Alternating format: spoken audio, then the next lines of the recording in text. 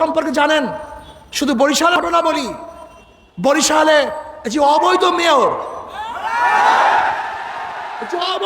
বর্তমানে ভোট ডাকাত মেয়র, এখন মেয়রের স্ত্রী নাকি বড় মেয়র হয়ে গেছে।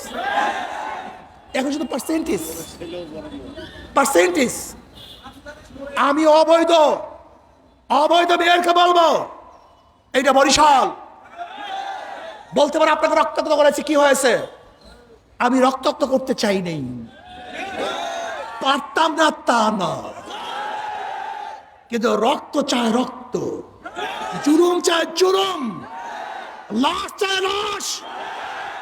আমরা রক্ত দিতে পারতাম, রক্ত ঝরাতে পারতাম, এই বরিশালের মাটিকে রঙিন করতে পারতাম, কিন্তু মানুষের স্বার্থে, নিরাপত্তার স্বার্থে আমরা আক্রমণ করি নাই।